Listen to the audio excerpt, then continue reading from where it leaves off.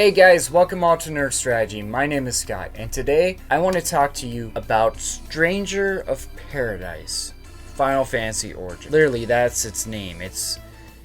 I don't think they actually translated it correctly when they brought it over here. But nevertheless, I do want to talk about it. Now, the question remains out there, is it as bad as people say it is? No. It does have some issues though, and I'll go over them in this video. But first, I want to talk about the general consensus of what's going on in this game. Now, this is an action RPG actually developed by the people who made the Ninja Gaiden games, well, the remakes of them, like Ninja Gaiden Black and the Sigma games that recently got re-released. That's right, the people at Team Ninja made this game with Square Enix. Now, what is Stranger of Paradise? It's actually an origin story, and in this origin story, you play as Jack, who takes on a similar quest like we see in the first Final Fantasy game released on the NES years ago. What's funny is that you actually find out who he is pretty soon after starting up the game in the first few hours of playing. It's pretty similar to the way the first Final Fantasy game is. You're going out and you're restoring light to the crystals.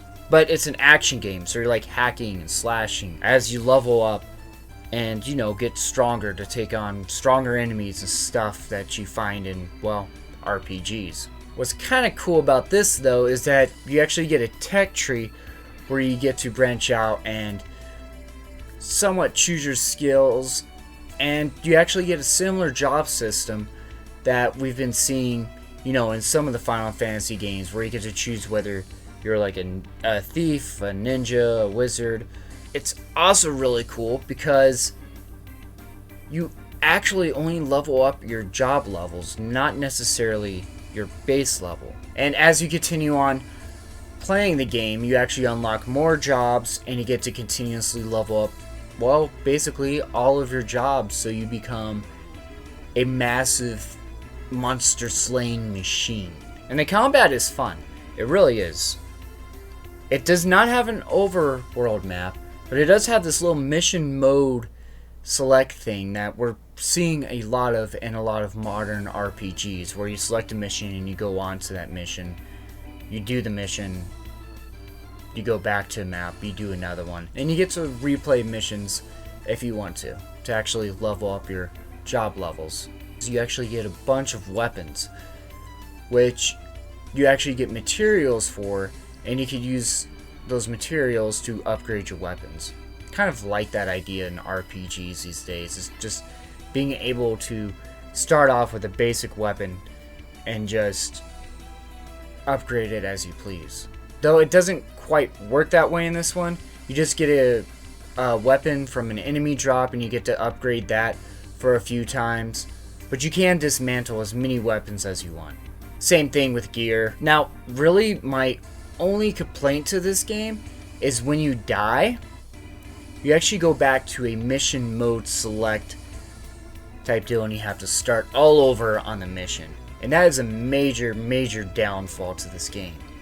It's fun, but this is really, really annoying.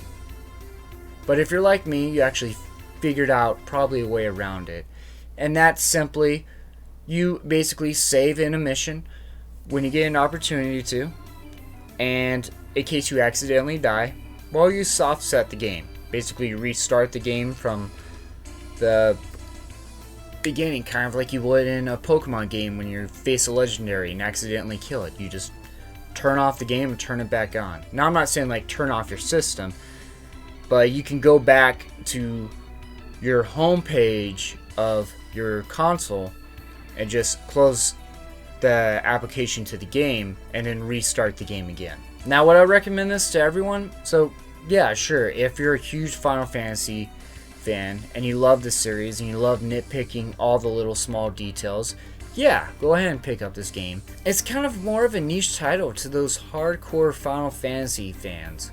After all, you get to see who Jack becomes in the first Final Fantasy game and see the backstory of what's going on. It's It's not necessarily a reboot of the first Final Fantasy, it's just a prequel to what actually happens. Like, comment, subscribe. I will catch you guys later. Thank you for watching.